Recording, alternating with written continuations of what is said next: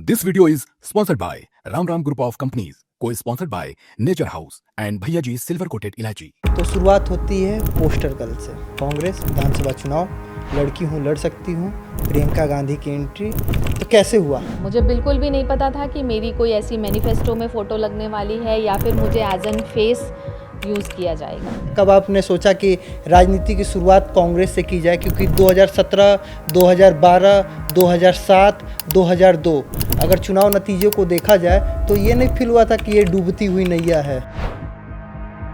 कि आप भी मुलाकात करना चाहती तो मुलाकात होती थी? जैसे आए अंदर और एकदम गाड़ी से उतरे, अंदर घुस गए, बाहर लोग खड़े हैं, जी जान दिए पड़े हैं। कितनी महिलाएं सीढ़ियाँ से गिर जाती थीं मिलने के लिए, लेकिन तभी भी पलट के नहीं सोचती थी कि मेरी ही कार्यकर्ता है। आपका मोह कांग्रेस से भंग इसलिए हो गया क्योंकि आप चाहती थी सरोजनी नगर से टिकट मिले। कार्य कर रही थी पार्टी के लिए, महिलाओं की बात भी हो रही थी, 40% की भी बात हो रही थी। जितनी महिलाओं को टिकट दी, कितनी महिलाएं जीत गई। अगर वो उस लायक थीं तो जीती क्यों नहीं? जहाँ से आप टिकट मांग रही थी कांग्रेस में, वहाँ से बीजेपी में टिकट दिया गया राजेश्वर सिंह साहब को। तो यहाँ पे तो टिकट पाना और मुश्किल है। ठीक बात है ना, it is always not about ticket. क्या इस समाज में इतना जल्दी पुरुष आयोग की बात करना सही है? मैं ये आप लोगों को सुनिश्चित कर दूं कि हम महिला आयोग से ज़रूर हैं, लेकिन हम ये सुनिश्चित करते हैं कि पुरुषों के साथ भी अन्याय ना हो। लव मैरिज, अरेंज मैरिज, किसका सक्सेस रेट ज़्यादा पाती हैं? I feel arrange marriage. तो अगर चुनाव में आगे आपको चुनावी सफर तय करना है तो आप सरोजनी नगर को चुनेंगी या फिर आजमगढ़ जनपद का कोई विधानसभा सीट होगी? ये डिफ़िकल्ट सवाल है। पार्टी ने एकदम क्लियर कर दिया है कि आपको यहाँ से सीट मिलना मुश्किल है। बहुत डिफ़िकल्ट सवाल है ये सब। एक तो देखने में भी खूबसूरत हैं, 1 मिलियन फॉलोअर हैं, इनको राजनीति में नहीं पहले मूवी में ट्राई करना चाहिए। ऐसा है क्या? ऐसा मुझे कभी नहीं किसी ने कहा। अगर आप पॉर्न देखते हैं, बैन हो जाना चाहिए कि मैसेज आना सही है? आई फील कि बिल्कुल बैन होना चाहिए। एक बार फिर आप सभी का स्वागत है बतकही चौक पे। आज हमने फिर से पंचायत सजा ली है और पंचायत में आज हमारे साथ जो शामिल हैं वो महिला आयोग की सदस्य प्रियंका मौर्य जी हैं। बहुत बहुत स्वागत है आपका। बहुत धन्यवाद। तो आज प्रियंका मौर्य जी के साथ प्रियंका मौर्य जी पे ही बतकही की जाएगी, क्योंकि इन्होंने जहाँ से राजनीति की शुरुआत की अब वहाँ पे ना होकर दूसरे जगह हैं। और साथ ही साथ राजनीति तो इनको करना नहीं था, इनको डॉक्टर बनना था, लोगों का इलाज करना था। फिर समाज में ऐसी कौन सी बीमारी पकड़ में आ गई कि इन्होंने कहा नहीं राजनीति करते हैं। तो शुरुआत तो इसी सवाल के साथ करते हैं। बीमारी पकड़ते पकड़ते समाज की ऐसी कौन सी बीमारी आपके हाथ लग गई जिसमें आपको ये लगा कि नहीं उतर के ही समाधान संभव है, नब्ज पकड़ने से काम नहीं चलेगा? देखिए, आपने कहा कि डॉक्टर बनना था और राजनीति में आ गई। तो शुरू से मेरा जो ध्येय रहा वो रहा सेवा का। तो मैंने अपना जब मेडिकल परस्यू करना शुरू किया तभी से मैं समाज सेवा बहुत टाइम से कर रही हूँ। तो उसी सेवा के भाव से जब मैं अपना मेडिकल कर रही थी और कंप्लीट करने के बाद जब मैंने अपनी क्लिनिक ओपन करी, उसी के साथ मैं समाज सेवा कर रही थी। और होता क्या है कि जब आप समाज में उतरते हैं लोगों की मदद के लिए तो बहुत वैरायटी की परेशानियां दिखाई देती हैं, भिन्न भिन्न प्रकार के। जी, तो उसमें सिर्फ ऐसा नहीं होता है कि लोग सिर्फ बीमार ही हैं, बहुत तरीके की बीमारी से जूझ रहे होते तो हैं। समाज सेवा से भी संभव था। तो ब्रह्मास्त्र निकालने की क्या जरूरत है? 3 बाण के स्वामी बाण निकालो ना। देखिए वो हुआ क्या ना, अभी बता देती हूँ आपको छोटा सा मैं अपना एक एक्सपीरियंस की। एक दिन मैं क्लिनिक पे अपनी एक पेशेंट देख रही थी और उसमें किसी महिला का फ़ोन आता है मेरे पास और वो कहती है कि मैं फांसी लगा लूँगी। तो मैंने कहा अरे क्या बात हो गई? अब मतलब कोई महिला अगर इस तरीके की बात करे ना तो आप फ़ोन डिस्कनेक्ट भी नहीं कर सकते ना, तो सीडीआर रिपोर्ट में भी चला जाएगा कि मतलब ऐसे कैसे। और फिर खुद को भी लगता है कि अरे ऐसा क्या हो गया कि सामने से इस तरीके का फ़ोन आ रहा है। तो मैंने कहा बात क्या हो गई ये बताओ। तो कहती मेरे बगल में कुछ लोग रहते हैं, स्पेशल वर्ग, मतलब उसने कुछ ऐसा मुझे बताया और उस वर्ग के लोग उसको बहुत तंग कर रहे थे। तो कहती कि मैं आत्महत्या कर लूँगी, तो अच्छा। मेरी मदद करिए और मैंने आपके बारे में कहीं से सुना है, आप मेरी मदद नहीं करेंगी तो ऐसा ऐसा मैं कर लूंगी। अब आप ये समझिए कि मतलब समझ ही नहीं आ रहा है कि अब क्या करूं, उगले या निगले। तो उस कंडीशन में मेरा जो है कि मैंने कमिश्नर साहब को फ़ोन लगाया, लखनऊ कमिश्नर को, and he is so supportive to me always because he had came in my any many events, मेरे सोशल इवेंट्स में वो आ चुके थे। तो मुझे कुछ नहीं समझ में आया, मैंने उनको सीधे फ़ोन लगा दिया। मैंने कहा सर ऐसी ऐसी बात है और इस महिला की मदद करनी है। उन्होंने उसकी मदद की और मुझे पता नहीं चला क्योंकि उन्होंने ना तो मुझे बताया ना तो उस महिला का फिर मुझे फ़ोन आया। 1 महीने बाद उसका फ़ोन आता है मेरे पास, उस महिला का, और मुझसे कहती है कि दीदी आज आपकी वजह से मैं जीवित हूँ। तो वो जो खुशी थी ना, मतलब मैं बयां नहीं कर सकती शब्दों में। तो उस दिन मैंने सोचा इस चीज़ को कि आज अगर मेरे हाथ में कुछ ऐसा प्रशासनिक पावर होता तो शायद मैं इसकी मदद कर पाती। ये वो दिन था जिस समय उसने फ़ोन किया था, तब मैंने फ़ोन किया कमिश्नर सर को और मुझे मदद मिली। ये तो तब पता चला जब 1 महीने बाद उसका फ़ोन आया, तो मुझे खुशी हुई। और तभी मैंने मतलब एक मैनिफेस्टेशन अपने दिल दिमाग से किया कि भगवान कभी जीवन में मुझे इतनी पावर दीजिए कि मैं प्रशासनिक तरीके से इन महिलाओं की मदद कर पाऊँ। और वो मैनिफेस्टेशन पता नहीं कितना ट्रू वर्ड्स में मेरे दिल से निकला था कि आज सत्य हो गया। मुझे राज्य महिला आयोग का सदस्य बनाया गया और आज मैं महिलाओं की मदद करने के लिए, उनके हक अधिकार के लिए लड़ रही हूँ। सफ़र की बात करते हैं, वो तो आपने डॉक्टर रहते हुए आपके पास समस्या आई और आपने अपने विंग का इस्तेमाल करते हुए समाधान किया। लेकिन शुरुआत अगर हम देखें अगर आपके राजनीति जीवन के सफ़र का, तो शुरुआत होती है पोस्टर गर्ल से। कांग्रेस विधानसभा चुनाव, लड़की हूँ लड़ सकती हूँ, प्रियंका गांधी की एंट्री, और ऐसे में सबसे फ्रंट वाली वो जो फ़ोटो थी वो आपकी थी। वहाँ से शुरुआत होती है। तो कैसे हुआ, कैसे वो फोटो तक आप पहुंची, कैसे वो कवर पेज पे आ पाई? देखिए मेरा जो कार्य रहा वो हमेशा से लोगों की सेवा के लिए रहा, लोगों के हित के लिए रहा। तो मैं निरंतर कार्य कर रही थी और फ़ोटो में आने के लिए ये तो कभी सोचा नहीं था। फ़ोटो में मुझे ले आया गया। प्रोबेबली मैं वो फेस थी जिसको मतलब जनता पसंद करती थी और बहुत सारे लोग मुझे प्यार भी करते हैं, बहुत स्नेह आशीर्वाद अपना सोशल मीडिया पे देते रहते हैं। तो मैं आभारी हूँ उन सभी लोगों की कि उनके प्यार, स्नेह और आशीर्वाद से आज मैं इस जगह पे हूँ। तो जो मुझे कवर पेज पे पोस्टर गर्ल बनाया गया, तो कहीं न कहीं राजनीति की, बिल्कुल सही कहा आपने, शुरुआत वहीं से हुई। लेकिन उसके पीछे मेरी इच्छा शक्ति थी और मजबूती से, नियमित तरीके से मेरा मेहनत जो था वो दिख रहा था और इस वजह से लोग मुझे आगे कर रहे थे। तो नहीं, अप्रोच कहाँ से हुआ? कौन आया, कहा जी आपका फोटो शूट किया जाएगा, आपको तो छापा जाएगा? नहीं, ऐसा किसी ने मुझसे नहीं कहा। और बस इस्तेमाल कर लिया गया। और इनफैक्ट जब ये पोस्टर लॉन्च हुआ था मेरा, तभी भी मुझे नहीं पता था कि मेरी अंदर लॉन्चिंग हुई है। मुझे अंदर हॉल में भी नहीं बुलाया था। अच्छा। कि मेरा ही पोस्टर है, ये मुझे खुद को नहीं पता था। और मीडिया बंधुओं के द्वारा ही मुझे पता चला कि अंदर तो मैडम आपकी फोटो है। अच्छा, उससे पहले पता ही नहीं था? मुझे नहीं पता था, मुझे बिल्कुल भी नहीं पता था कि मेरी कोई ऐसी मैनिफेस्टो में फोटो लगने वाली है या फिर मुझे एज एन फेस यूज किया जाएगा। मतलब घोषणा पत्र में आपकी फोटो लगा दी गई और पूरा जो स्लोगन था, लड़की हूँ लड़ सकती हूँ, यही था, इसी पे चुनाव हो रहा था। बात था 40% लोग को टिकट दिया जाएगा।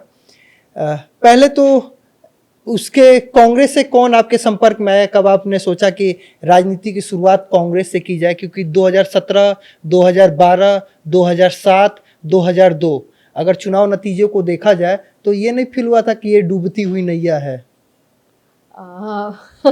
अरे आपने उसी पे सवारी कर ली। ये फील हुआ होता तो चढ़ती नहीं ना। ऐसा नहीं है। देखिए क्या है ना कि मेरी पॉपुलैरिटी बहुत थी और मेहनत करने का जज्बा शुरू से रहा है। तो मैं तो भाई खुश रहती थी अपने पेशेंट्स को देख करके और समाज सेवा करके। लेकिन मुझे कांग्रेस के प्रेसिडेंट ने अप्रोच किया कि I should join politics as in, मैं बहुत ज़्यादा लोगों के बीच में रहती हूँ और मेरा भाव, मेरी सेवा, वो मतलब लोगों को पसंद आता होगा शायद।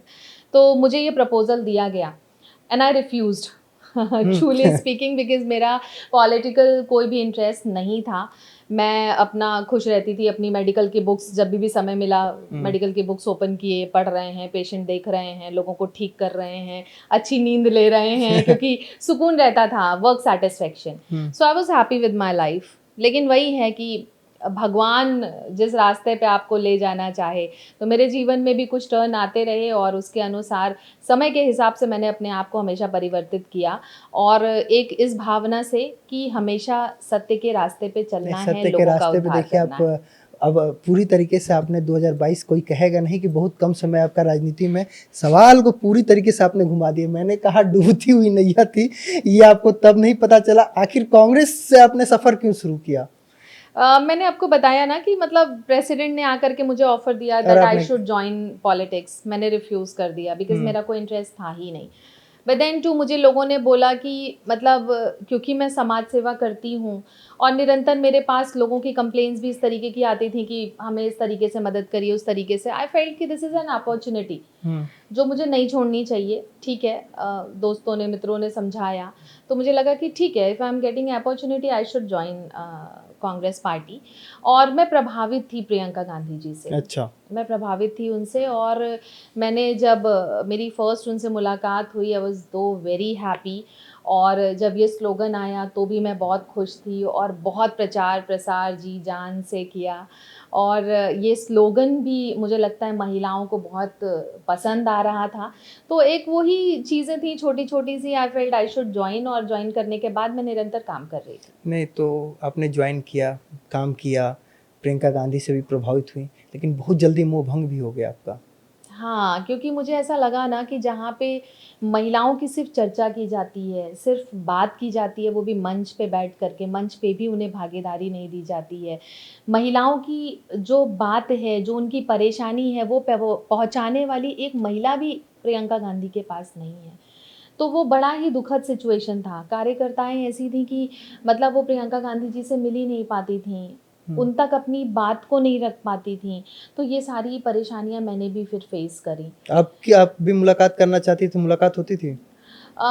देखिए, सोना चांदी का चम्मच लेके तो पैदा ही हुए हैं, ये तो पूरा देश जानता अच्छा, है। Golden spoon. तो होता क्या है ना कि जैसे आए अंदर और एकदम गाड़ी से उतरे, अंदर घुस गए, बाहर लोग खड़े हैं, जी जान दिए पड़े हैं। कितनी महिलाएं सीढ़ियाँ से गिर जाती थीं मिलने के लिए, लेकिन तभी भी पलट के नहीं सोचती थी कि मेरी ही कार्यकर्ता है। नहीं तो रोड पे कहीं भी बैठ तो जाती हैं। दिखा, सोनभद्र गई थी, जाके बनारस सोनभद्र जाने के लिए बैठ गई थी रोड पे। हाँ, तो वो तो करेंगे ना, लेकिन क्योंकि जहाँ पे आपके कार्यकर्ता हैं, आपके लिए गिर मर रहे हैं, उनके लिए भी तो दिखाओ। वो खाली ऑन कैमरा दिखाने के लिए और संघर्ष खाली दिखता है। हाय हाय करने के लिए, वो सब में वो बात नहीं है। वो तो आप अपने कार्यकर्ताओं को भी तो प्रभावित करिए। तो ये भी तो एक बहुत बड़ा फैक्ट, मैंने तो अपनी आंखों से देखा है। महिलाएं दब जाती हैं, नहीं पलट के देखती हैं। तो मैं पढ़ रहा था कि आपका मोह कांग्रेस से भंग इसलिए हो गया क्योंकि आप चाहती थी सरोजनी नगर से टिकट मिले, और वो हुआ नहीं। क्योंकि देखिए, आप लिस्ट में भी ऊपर थी, टॉप पे, उधर सर्वे में ये था, लेकिन टिकट नहीं मिला, इसीलिए जल्दी ही मोह भंग हो गया। हाँ, ठीक बात है। देखिए, मैं तो कार्य कर रही थी पार्टी के लिए, महिलाओं की बात भी हो रही थी, 40% की भी बात हो रही थी। जितनी महिलाओं को टिकट दी, कितनी महिलाएं जीत गई? अगर वो उस लायक थीं तो जीती क्यों नहीं? समझने वाली बात है ना। अगर आपको लगता है कि वो विनिंग कैंडिडेट्स थीं तो जीतना चाहिए था ना। कितना कितना वोट मिला? तो अगर मैं मेहनत कर रही हूँ, जी जान से लगी हूँ, और महिलाओं की बात पार्टी में हो रही है, तो मेरे सामने पुरुष को क्यों ले आकर के खड़ा कर दिया गया?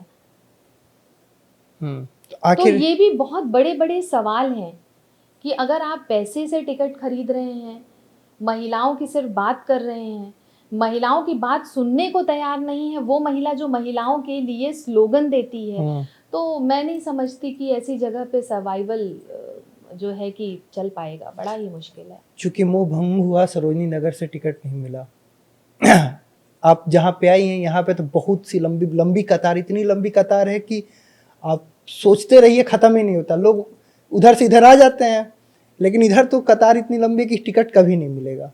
और उसमें पैरवी ऐसी, और लास्ट टाइम पैराशूट कैंडिडेट आ जाता है, जहाँ पे आपको, जहाँ से आप टिकट मांग रही थी कांग्रेस में, वहां से बीजेपी में टिकट दिया गया राजेश्वर सिंह साहब को। बहुत कार्यकर्ता लगे हुए हैं संगठन के, लेकिन ईडी से आए थे और तुरंत आ गए टिकट। तो यहाँ पे तो टिकट पाना और मुश्किल है। ठीक बात है ना। It is always not about ticket. ना भी मिलेगा तो भी पार्टी के लिए काम सत्ता करते है। रहूंगी मैं। मेरा तो बहुत सिंपल सा ये लॉजिक है, मुझे कभी भी पार्टी नहीं टिकट देगी तभी भी मैं काम करते रहूंगी। और मुझे लगता है कि जिस तरीके से मैं कार्य कर रही हूँ उस कार्य के हिसाब से पार्टी का जो हमारा शीर्ष नेतृत्व है वो हमारे लिए जो डिसाइड करेगा, I will always be ready for that. लेकिन आपने चुनाव से पहले ही कांग्रेस को मात भी दे दी थी। क्योंकि देखिए, अगर मुझे टिकट ही के चक्कर में आना होता तो मैं बीजेपी में आने से पहले भी बोल के आई होती ना कि टिकट दो, नहीं तो नहीं आऊंगी। लेकिन एक तरीके से बीजेपी ने हरा दिया पहले ही कांग्रेस को, कि जो पोस्टर पे था उसको बीजेपी में शामिल कर लिया। हाँ, वो लक्ष्मीकांत वाजपेयी जी आपको ला के कह दी लो भाई, अब ये जो है वहां पे भी बीजेपी के लिए वोट मांग रही हैं। देखिए, मैं तो ये मुझे तो बहुत इस विषय की खुशी है कि मुझे भारतीय जनता पार्टी सही वक्त पे मैंने ज्वाइन किया। और क्योंकि चुनाव से पहले ज्वाइन किया था बीजेपी के, 2022 का चुनाव होने को था, उससे पहले फरवरी में आपने ज्वाइन किया था, जनवरी फरवरी के आसपास। और उस समय खूब बूम पे था लड़की हूँ लड़ सकती हूँ। और मुझे खुशी है इस बात की कि कांग्रेस के उस समय 7 विधायक थे, 2 पे ले आई मैं उनको। एक तो फिक्स है, इस चीज की। एक तो आराधना जी तो जीत ही जाती हैं, दूसरे महाराजगंज वाले थोड़ा मेहनत किए कि किस्मत लगी पता नहीं।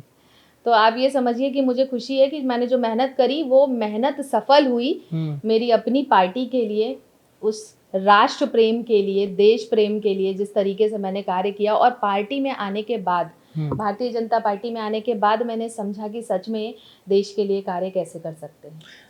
प्रियंका मौर्य जी, ये तो आपके मतलब बीजेपी में आने से पहले की बात होगी।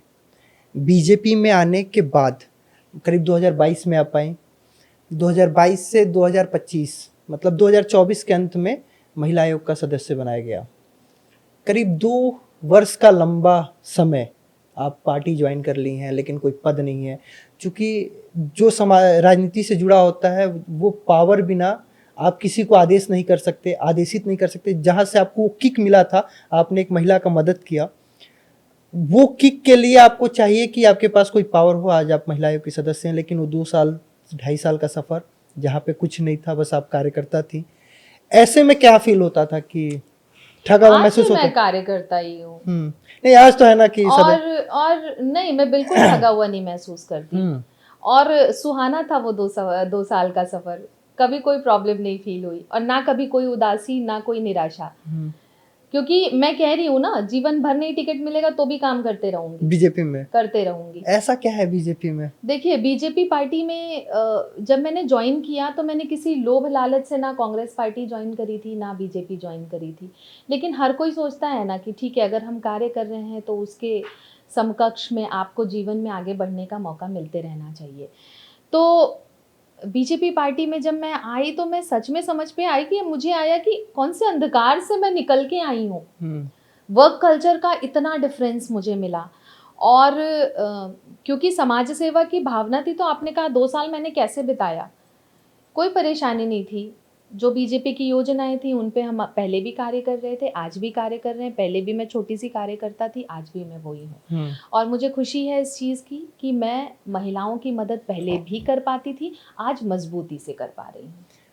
महिलाओं की मदद के लिए महिला आयोग है, आप उसकी सदस्य हैं, काउंसलिंग करती हैं।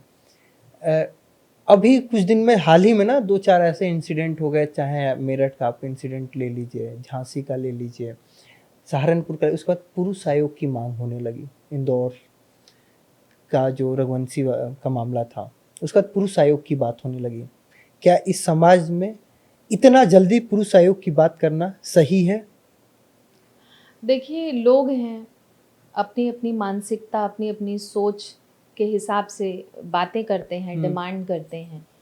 लेकिन ये 2-4 केसेस हो गए, नीला ड्रम, सांप, ये वो जो आप लोग लेकर के पुरुष समाज थोड़ा डरा है। तो मैं ये आप लोगों को सुनिश्चित कर दूं कि हम महिला आयोग से ज़रूर हैं, लेकिन हम ये सुनिश्चित करते हैं कि पुरुषों के साथ भी अन्याय ना हो। लेकिन अन्याय तो होता ही है। अन्याय तो देखिए, पुरुष समाज निरंतर महिलाओं के साथ करते आया है। पता नहीं कितनी महिलाओं को सूली चढ़ा दिया गया, आग की उसमें झोंक दिया गया, मार दिया गया, केसेस तक नहीं फाइल हुए होंगे, पता नहीं ऐसे कितने केसेस होंगे।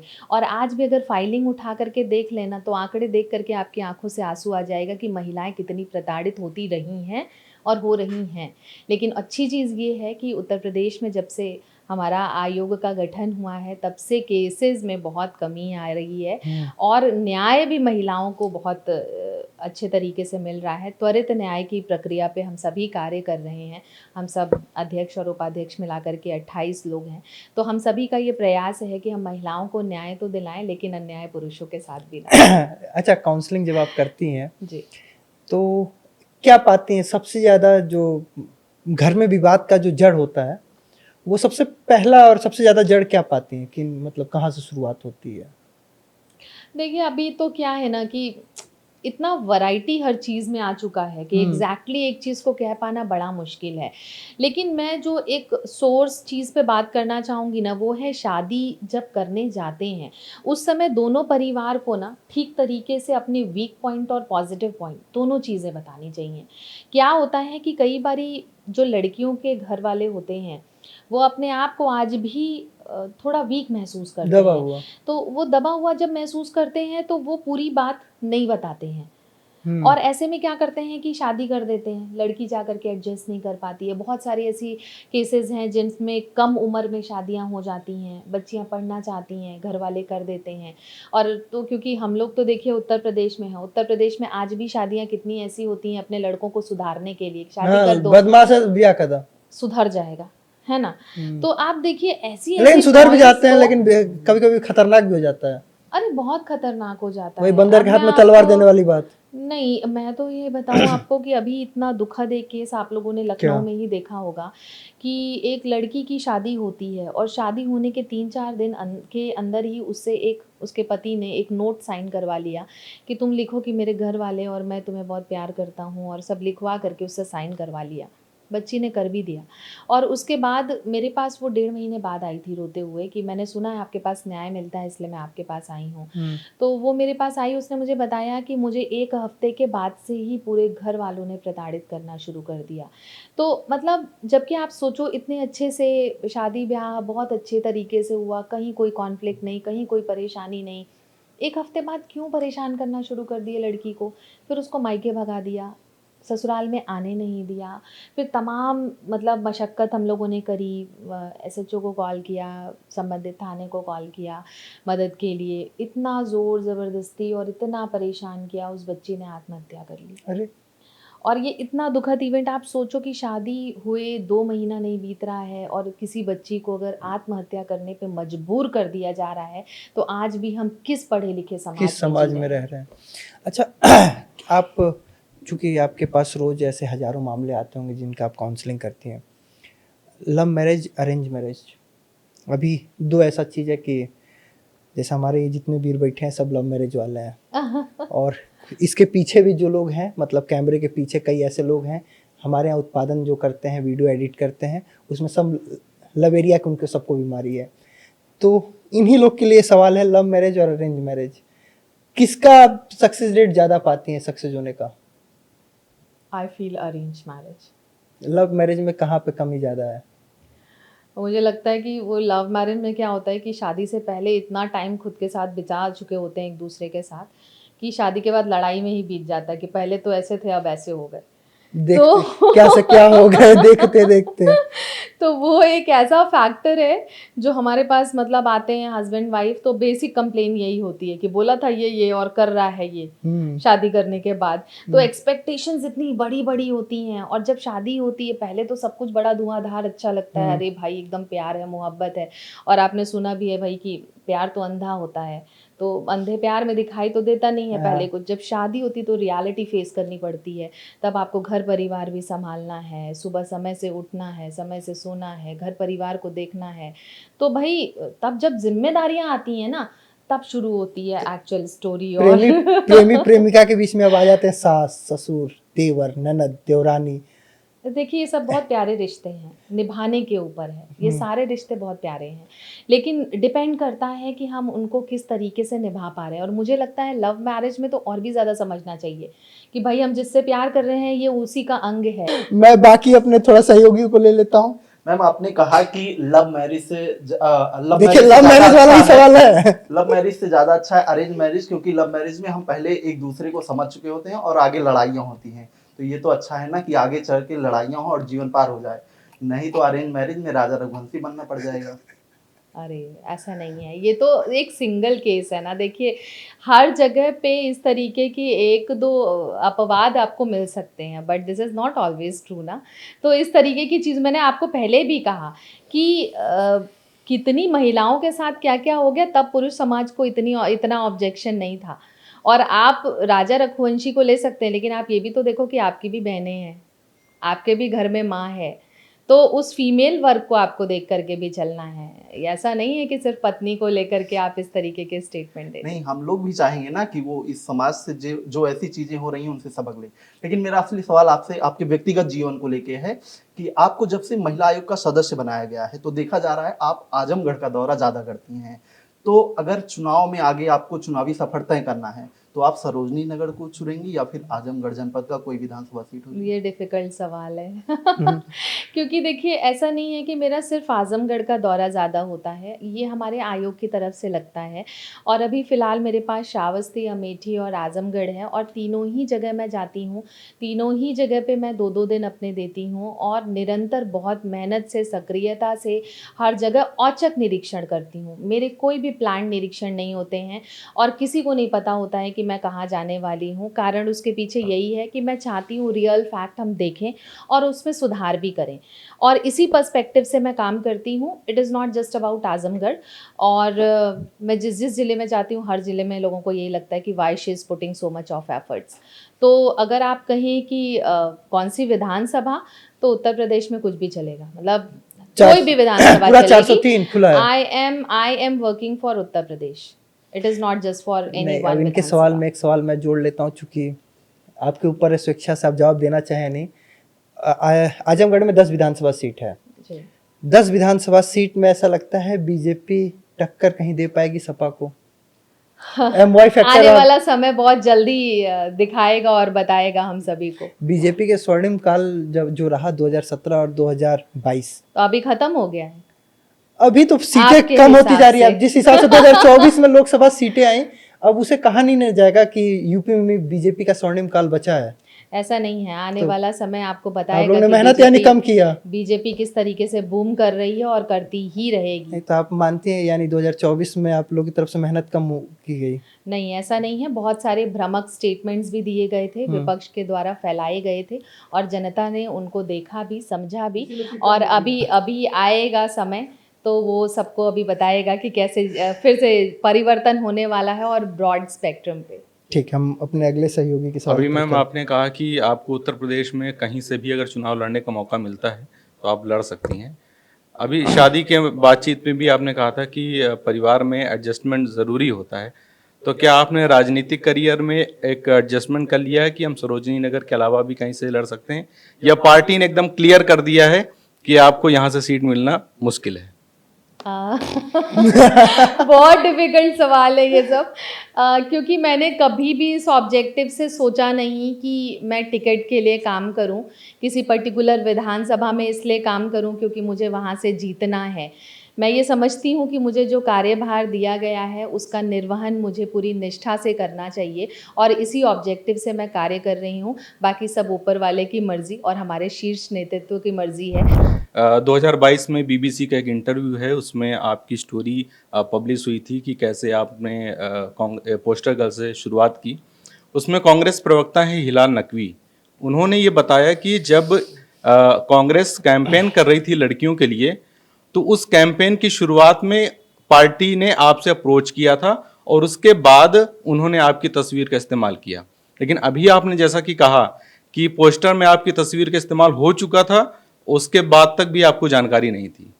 तो या तो वो गलत बोल रही हैं, क्या है सही बात? एक्चुअल तो यही है कि मुझे तो पता ही नहीं था। मैंने बताया आपको कि मुझे कोई अप्रोच नहीं किया गया था।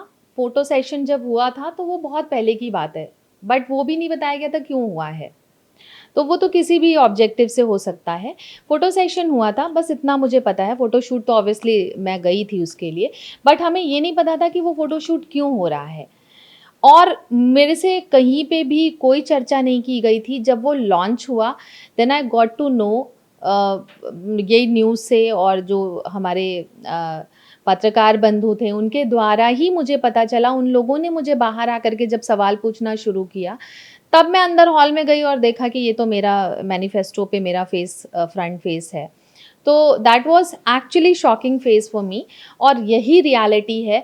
उनका इंटरव्यू मैं नहीं कह सकती, बट आप शुरू से उठा करके अभी तक के मेरे जितने भी इंटरव्यूज़ देख लीजिए, सब में मेरा यही स्टेटमेंट है, और सत्य हमेशा सत्य ही निकलता ठीक है। है। आपके लिए एक बहुत अच्छा सवाल है, मेरे से कई देर से पूछ रहा था, जब से मैंने आपके लिए कहा था कि गेस्ट आज ये हैं, आज हम इनके साथ पंचायत करेंगे, तो एक सवाल इसने मुझसे पूछा, फिर मैंने कहा कि ये सवाल तुम ही पूछना, तो मैं चाहूंगा वो सवाल मैम, कांग्रेस ने आपको स्टार कास्ट बना दिया, पोस्टर गर्ल बना दिया, इंस्टाग्राम पे आपके 1 मिलियन फॉलोअर्स हैं, तो क्या कभी आपको किसी ने सुझाव दिया है कि आपको एक्टर बनना चाहिए, मूवी वगैरह में जाना चाहिए? इसने कहा कि ये एक तो देखने में भी खूबसूरत हैं, 1 मिलियन फॉलोअर है, इनके बाकी सब चीज़ देख के लगता है कि इनको राजनीति में नहीं, पहले मूवी में ट्राई करना चाहिए था। ऐसा है क्या? ऐसा मुझे कभी नहीं किसी ने कहा, और ये कहते अगर अमन ये बात ना कहते मैंने हैं तो सोचा है, बट थैंक्स कि आपको ऐसा लगा, and thanks for appreciating. But मैं खुश हूँ, मैं जहाँ हूँ, मैं उस सेवा में बहुत खुश हूँ, और being a doctor I feel I should be healthy and happy, वो लाइफ में बिता रही हूँ। आप मैम, जैसे आपने अभी कहा कि लव मैरिज जो रिश्ते होते हैं वो नहीं चलते हैं ज़्यादा। ये भी लव मैरिज वाले हैं। आपका कैसा चल रहा है? नहीं नहीं, मेरा तो ठीक चल रहा है। ठीक जो चल रहा arrange है, marriage बट ये तो होते हैं- अच्छा होना चाहिए ना, आपको नहीं, बोलना नहीं। चाहिए बहुत अच्छा चल रहा जो है। अरेंज मैरिज होते हैं वो भी नहीं चलते हैं, ज़्यादा समय तक की वो भी नहीं चलते हैं। अच्छा, और जो लोग लव मैरिज शादी करते भी हैं तो उनकी भी गर्लफ्रेंड होती हैं। अरे मेरा क्वेश्चन मेरा अपना नहीं है, किसी ये इनका और- अपना खुद का अनुभव है ना। नहीं सर, मेरा खुद का नहीं है, किसी और का इसीलिए राज्य महिला आयोग को इंटरप्शन करना पड़ जाता है, क्योंकि इनके अपनी के अलावा भी कई अफेयर्स हैं, तो उसकी वजह से कॉन्फ्लिक्ट क्रिएट हो रहा है, तो हमें वहां पे इंटरप्शन करना पड़ जाता है उन रिश्तों को सुधारने के लिए, उनमें मिठास लाने के लिए। मैम, इसी से जुड़ा हुआ मतलब ये तो एक हंसी मजाक की बात हुई, लेकिन ये वाकई में बहुत गंभीर चीज़ है कि जिन जो एक्स्ट्रा मैरिटल अफेयर होते हैं, थर्ड पार्टी उनकी वजह से आज समाज में ऐसी बहुत सारी महिलाओं को बहुत सारी दिक्कतों का सामना करना पड़ता है, और बहुत सारी जो मौतें होती हैं इसी वजह से हो जाती हैं, और वो उभर कर सामने उनकी कहानी भी नहीं आ पाती है। सही कह रहे हैं आप, कॉन्स्पिरेसी प्लान करने लग जाते हैं फिर लोग, जब उसमें कोई किसी और की एंट्री हो जाती है लाइफ में, दो लोगों के बीच में कोई तीसरा चौथा आने लग जाए तो। और ये बहुत बड़ा कारण भी है फैमिली डिस्प्यूट्स का। और आजकल क्या है ना, हर किसी के हाथ में फ़ोन है, और फ़ोन है, डिफरेंट प्लेटफॉर्म्स हैं, एक दूसरे से कनेक्ट करने के इतने ऑप्शंस हैं कि आपको किस तरीके का व्यक्ति चाहिए ये भी उसमें ऑप्शंस आ जाते हैं आजकल। तो ये भी एक बहुत बड़ा कारण है, फैमिली के साथ समय नहीं बिताना, बहुत ज़्यादा काम है लोगों के पास, और एक दूसरे के साथ जो समय नहीं बिता रहे हैं, लड़ाई झगड़े हो रहे हैं, स्ट्रेस वाली कंडीशन क्रिएट हो रही है, उसमें किसी और का लाइफ में आ जाना, उसके साथ जीवन को अलग लेवल पे एक्सपेक्ट करने लग जाना, तो ये सारी चीज़ें नो डाउट परेशानियां तो क्रिएट कर रही हैं, लेकिन इन सब के पीछे बहुत बड़ा कारण फ़ोन है। और इस फ़ोन की वजह से मुझे लगता है कि आज ये जो केसेस हैं ये ज़्यादा हम देख रहे हैं, बट ठीक है, जीवन है, और मैंने पहले भी कहा, सोच समझ के और एडजस्टमेंट करते हुए जीवन को सुखद तरीके से चलाना है। एक टिंडर, बम्बल ऐसे करके ऐप है जिस पे मतलब रिलेशनशिप एक तो ऑप्शन पहले ही दुनिया में हजार हैं कि कोई भी इंस्टाग्राम पे उठ के मैसेज कर दे रहा है, लेकिन गिम्बल, बम्बल ये ऐसे ऑप्शन है कि इसमें गलत तरीके से महिलाओं को परोसा भी जा रहा है, और वो खुद को परोस भी रही हैं। तो इस पे आयोग को कुछ नहीं एक्शन अभी लेना चाहिए? मैंने तो सुना नहीं है इसके बारे में जो आप मुझे नहीं, बता टिंडर रहे ऐप हैं। तो बहुत पुराना था, बम्बल हाँ, अभी वो नया नहीं, है। एक गाना आया था ना वो नेहा कक्कड़ का, तो उसमें मैंने सुना था वो टिंडर वाला उसने वर्ड यूज़ किया था, तो वो गाना से मुझे पता चला। हम लोगों को यूजुअली थोड़ा कम इन चीज़ों का ज्ञान होता है, क्योंकि टीनेजर्स वाले एज से अब हम लोग बाहर निकल चुके हैं। तो अरे नहीं, आप खैर आप डॉक्टरेट की हैं, आप छात्र रही हैं ऐसे विद्या में, कि वहाँ पे तो सब कुछ चलता है, वहाँ के लोग सबसे ज़्यादा फास्ट होते हैं, 10 साल आगे की पढ़ाई करते हैं। अरे नहीं, हम तो पढ़ाई किए थे किताब वाली। हम्म। आज अच्छे डॉक्टर हैं, अच्छी प्रैक्टिस भी कर रहे हैं। हम्म। तो अभी तो देखिए चीज़ें इतनी इतनी फास्ट चल रही हैं, हर रोज़ नए-नए एप्लीकेशंस आ रहे हैं और ये कनेक्टिविटी को बढ़ा रहा है। और जिस तरीके से कनेक्टिविटी बढ़ रही है, देखिए हमारा कल्चर भी नहीं है इंडिया का लिव इन रिलेशनशिप, और ये बहुत आम हो चुका है आज के ज़माने में। और क्या होता है कि ज़्यादातर जो हमारे पास बच्चियों के केसेस आ रहे हैं, उनमें यही रहता है कि 8 साल 9 साल रिलेशन में हम रहे हैं, अब शादी करने से मना कर रहा है। तो ऐसे में क्या होता है कि सिर्फ एक बच्ची का नहीं, लड़के का भी जीवन खराब हो रहा है, दोनों के परिवार का भी जीवन खराब हो रहा है। तो बहुत काउंसलिंग की ज़रूरत है, नज़र रखने की ज़रूरत है, अपने रिचुअल और कल्चर से भी जुड़ करके ये भी समझने की ज़रूरत है कि हम इन चीज़ों से हट करके अगर किसी चीज़ को ऑप्ट कर रहे हैं तो वो आगे चल के किस तरीके के नतीजे देगा। क्या लखनऊ माइंड स्टेटस पे आ गया है कि हम लिव इन जैसे शब्दावली या फिर वैसे लोग यहाँ पे रहना शुरू कर दें? देखिए ये अलाउ तो नहीं करता हमारा culture, but people are living over there. नहीं, उस तरीके का और, माइंड लेवल इनका सेट हो गया क्या? माइंड सेटअप जैसे मुंबई में जो रहता है वो समझ में आता है, क्योंकि वो अभी हमसे 20 साल 25 साल आगे यहाँ के जीवन लाइफ के हिसाब से आ गए। अभी कोई लड़की जहाँ से हम लोग आते हैं, अगर वहाँ पता चल जाए अच्छा तू बहुत प्यार मोहब्बत करता है, माइक चार्ज होता है हमारे यहाँ। हम लोग बाकी अगर बॉलीवुड की बात देखें तो वहाँ पे कुछ कुछ होता है, ऐसे लेके DDLG वहाँ पे प्यार मिल जाता है तो बहुत अच्छा है। लेकिन हम अभी स्वीकार नहीं कर पाते हैं जिस समाज से हम आते हैं। पूर्वांचल की मैं बात कर रहा हूँ, मैं जहाँ से आता हूँ वहाँ बहुत अभी जल्दी प्यार स्वीकार नहीं हो सकता, और अदर कास्ट में तो बवाल ही है। मुझे तो लग रहा है अब ये सब चीज़ें बहुत चेंज हो चुकी हैं। मतलब आप जो बोल रहे हैं, मतलब we were even though realising these things when we were into 2023, but अभी क्या है कि पेरेंट्स को पता ही नहीं चलता है पेरेंट्स को पता ही नहीं चलता है और they are into it such kind of things. और पता तो तब चलता है जब बात शादी ब्याह तक आ जाती है, फिर घर वाले कहते हैं हम नहीं करेंगे, लड़का कहता है हम करेंगे। अब उसमें तनाव होने लग जाता है। फिर कितने परिवार वाले कहते हैं जाओ पुलिस को जो करना होगा कर लेगा, शादी तो नहीं करूंगा इसकी। अब देखिए ये सब चीज़ें करके ना बहुत, मतलब अगर हम ठीक तरीके से कहें तो हमारे पास इतने थ्रेटनिंग केसेस आते हैं कि कई बार तो हम लोग खुद ही, मतलब हमारे गूज़बम्स आ जाते हैं कि ऐसे केसेस में करो क्या, कैसे इनको हेल्प आउट करो।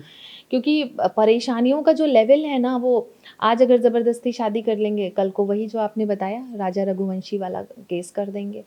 तो बहुत ज़बरदस्ती अगर बच्चा कह रहा है कि ठीक है she is good for me, family को भी थोड़ा समझ सोच करके देख करके डिसीजन लेना चाहिए।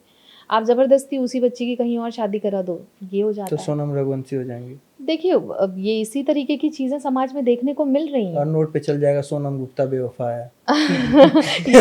ये तो हम लोग अक्सर ही देखते रहते हैं ना, कहीं पुल पे जा रहे हैं, पेड़ पे लिखा हुआ है, पहाड़ पे लिखा हुआ है, ये सब मिल ही जाता है कहीं ना कहीं। अच्छा देखिए ना, आपने लिखने से बहुत आया, उन समाज की मानसिकता को आप कैसे देखते हैं? अभी हमारे दफ्तर के एप्लीकेशन में जाएंगे तो 2-3 लड़कियों का नंबर लिख दिया गया है। और पहले हम लोग देवरिया से गोरखपुर अप डाउन करते थे ट्रेन में, तो जितने भी शौचालय होता था ना, सब में नंबर लिख दिया जाता था। वो समाज की मानसिकता को आप कैसे देखती हैं? कौन लोग लिखते हैं ये? इस तरीके की मानसिकता के जो लोग होते हैं, बहुत ही गंदी सोच होती है उनकी, और इस तरीके की चीज़ें करके आई डोंट नो वो क्या पाना चाहते हैं। और मुझे लगता है कि ऐसे लोगों पे तो सख्त कार्रवाई करनी चाहिए और इनका नंबर लेकर के पुलिस को दे देना चाहिए, तो पुलिस इनसे बात करेगी रात को। अगर आप पॉर्न देखते हैं, बैन हो जाना चाहिए कि मैसेज आना सही है? आई फील कि बिल्कुल बैन होना चाहिए। बहुत मतलब समाज इस तरीके से, आप ये देखो ना, तमाम ऐसे शोज आजकल बन रहे हैं, उल्लू टीवी, कुकू टीवी, कितना टीवी, और वो मुंबई में गिरफ्तारी और बड़े बड़े नाम आए। मैंने इसके खिलाफ प्रदर्शन भी किया है और लिख करके भी कई ऐसे पत्र दिए हैं कि ऐसे प्लेटफॉर्म्स को बंद करिए। बिकॉज होता क्या है कि ऐसी चीज़ें देखने के बाद लोग फैंटेसाइज करते हैं ऐसी चीज़ों को, और उन चीज़ों को अंजाम देने के लिए किसी भी हद तक जाते हैं, और ऐसी चीज़ों की वजह से समाज में गंदगी बढ़ रही है और इस तरीके के जो अपराध हैं ये बढ़ते जा रहे हैं, और इनको रोकने के लिए ऐसी चीज़ों पे लगाम लगाना बहुत आवश्यक है। एक मैम सवाल मैं पूछना चाहता हूँ कि अगर उत्तर प्रदेश में किसी भी गांव में किसी भी महिला के साथ कोई अन्याय होता है और उसके थाना में या उसके आसपास के पुलिस कचहरी में कहीं उसकी सुनवाई नहीं हो पाती है, और वो राज्य महिला आयोग की सदस्य से सीधा संपर्क करना चाहता है, तो कैसे वो संपर्क कर सकता है? जैसे कि आपने एक दो भी वाकया भी बताया कि आपके पास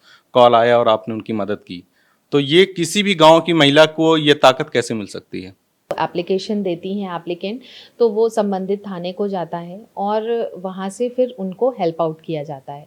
मेरे पास ऐसे बहुत सारी महिलाएं आती हैं जो अपनी कंप्लेंट्स लेकर के आती हैं और अपने पत्र वगैरह लेकर के और अपनी बात को बताती हैं, कहती हैं। मेरा ये प्रयास रहता है कि मैं तुरंत उनके लिए फ़ोन करूं, जो भी संबंधित थाना है, जो भी सीओ हैं वहाँ के, एसएसपी हैं। और इस तरीके से मतलब क्या होता है कि अगर हम किसी के लिए फ़ोन कर देते हैं तो थोड़ा सा उसको आसान हो जाता है। एक्टिवली, हाँ, उसको एक्टिवली देखते हुए और उस महिला के लिए वो आसान हो जाता है, उसकी मदद तुरंत हो जाती है। तो वो मेरे लिए भी एक खुशी का और सैटिस्फैक्शन वाला पार्ट होता है, और उस महिला के लिए भी जो ये सोच करके आई थी कि मुझे राज्य महिला आयोग से मदद मिलेगी, और उसको मदद मिलती भी है। तो इसी तरीके से हम कार्य करते हैं ताकि तुरंत उस महिला को हम हेल्प आउट कर पाएँ। क्या पुलिस द्वारा आप लोग का सुना जाता है? क्योंकि मंत्री विधायक जी लोग परेशान है कि थाने में कोई सुन नहीं रहा है, पैरवी करो कुछ होता नहीं है, एफआईआर नोट नहीं होता है। विधायक जी लोग मुख्यमंत्री जी के पास आके खूब अपना दुखड़ा रोते हैं। देखिए, हम लोग तो जब भी फ़ोन करते हैं बहुत सारे ऐसे केसेस होते हैं जिसमें मदद होती है, और मेरे पास जो महिलाएं आती हैं सबसे पहले तो हम लोग उनकी भी बात ठीक तरीके से सुनते हैं, और जिसके खिलाफ कंप्लेन लेकर के आती है उनकी भी बात हम सुनते हैं। हम दोनों पक्ष को बुलवाते हैं, दोनों की बात सुनते हैं, और उसके बाद हम डिसीजन लेते हैं। ऐसा नहीं हम करते हैं कि एक तरफा बात सुने और एफआईआर करा दिए क्योंकि महिला है, महिला कंप्लेन लेकर के आई है, रोते हुए आई है, तो हम ये जानते हुए वो ड्रामा भी कर सकती है। तो ऐसे में जो है कि हमें दोनों पक्ष की बात सुननी होती है, दोनों परिवार को सुनना होता है, और वो सुनने के बाद हम लोग डिसीजन लेते हैं। और जब लगता है कि ठीक है, मामला अगर मीडिएशन के द्वारा संभल जा रहा है तो बहुत अच्छी बात है, गले मिला करके प्यार से दोनों परिवार को एक करके घर भेज देते हैं। ऐसा कई केसेस में नहीं होता है क्योंकि उत्पीड़न के मामले होते हैं, तो हम पुलिस को फ़ोन करते हैं और निसंकोच हमारी मदद होती है, और हम लोग जन सुनवाइयाँ भी अच्छी बात करते है हैं, और कि- जन सुनवाइयों में भी पुलिस हमारी बहुत मदद करती है, और महिलाओं को मदद मिल रही है हम लोगों के चलिए, अच्छी द्वारा। बात है, सुनवाई हो जाए, इससे बेहतर क्या चाहिए। कभी विधायक जी वाला हाल नहीं है आप लोग का, ये तो सबसे अच्छी बात है ना। क्योंकि नहीं, देखिए, मुझे ऐसा लगता है कि जब हम किसी चीज़ के लिए प्रयास करते हैं और प्रयास से अगर काम ना चले तो उसके पीछे पड़ जाओ। देखिए, अब हमने आपके बाकी सफ़र के बारे में देख लिया, अब आपके एक सफ़र और जिस पे बात करना ज़रूरी है। होम्योपैथिक डॉक्टर हैं आप, अपना क्लिनिक भी चलाती हैं, वहाँ बैठती हैं। एक लगातार एक बात उठ के आती है, जैसे हम लोग कि मीठ गोली खाने से समस्या का समाधान हो जाता है बीमारी के। हाँ, हम डायबिटीज़ भी मीठी गोली से ठीक कर देते हैं, ऐसे डॉक्टर हैं हम लोग। अच्छा। क्योंकि हम लोग मतलब पहले ऐसा होता था कि कुछ खाने का मन है तो मीठ गोली जाके ले लेते थे, 10-20 रुपए का मिलता था, हर दो घंटे में खाना खा लो। तो क्या सच में, जैसे जिसको बीपी की बीमारी है, जिसको डायबिटीज है, कोई बीमारी है, क्योंकि कहा जाता है जो होम्योपैथिक है वो समय बहुत लेता है इलाज में। अच्छा, दुनिया में सब कुछ एडवांस हो रहा है, सब कुछ आगे भाग रहा है, बहुत तेजी से आगे बढ़ रहा है, होम्योपैथी क्यों पीछे रह जाएगी? मतलब इस मिथ को, इस सोच को जनता कैसे निकाल पाएगी जब डॉक्टर्स और बेहतर परफॉर्म करेंगे और रिजल्ट देंगे। और मुझे लगता है कि हम पेशेंट को समझाने से बेहतर है कि उसको रिस्पॉन्स दे करके समझाएं। तभी जब मैं कॉन्फिडेंस में रहूँगी कि मेरे पेशेंट को 15 दिन में आराम मिल जाना है, तो पेशेंट को भी कॉन्फिडेंस आएगा कि ठीक है, मैं सही डॉक्टर के पास आई हूँ। अच्छा। होता क्या है कि देखो, आप जब भी हमारे पास पेशेंट आता है ना तो बड़ा दुखी रहता है, बड़ा रोते गाते एकदम निराश होकर के आता है, और होम्योपैथी में आता है तो एकदम में निराश होकर आता है। वो इसलिए क्योंकि अब कहता है कि चलो भाई, कुछ कहीं हो नहीं रहा है तो अब चलो होम्योपैथी देख लेते हैं। सही बात। तो हम लोगों को तो देखने आते हैं लोग, है ना, और देखने आने में वो ठीक हो जाते हैं। ठीक है, होता क्या है कि अब इतना फाइल लेकर के आए हैं, 20 साल 25 साल से इतना जांच करा के आए हैं, अब डॉक्टर साहब कहीं से कोई फायदा नहीं हो रहा है, तो हम सोचे कि कम से कम होम्योपैथी करा दे, फायदा नहीं करेगी तो नुकसान भी नहीं करेगी। तो ऐसा करके लोग बोलते हैं, मतलब आप समझिए कि हम लोग के दिल पे क्या ही बीतता होगा ये सुन करके, बट आदत हो गई है। और वही जो मतलब लोगों के, पेशेंट्स के जो कमेंट्स होते हैं वही शेयर कर रही हूँ। तो पेशेंट्स आते हैं, कहते हैं, हम लोग सोचते हैं अब डॉक्टर साहब धीरे धीरे काम करें, लेकिन काम कर दे।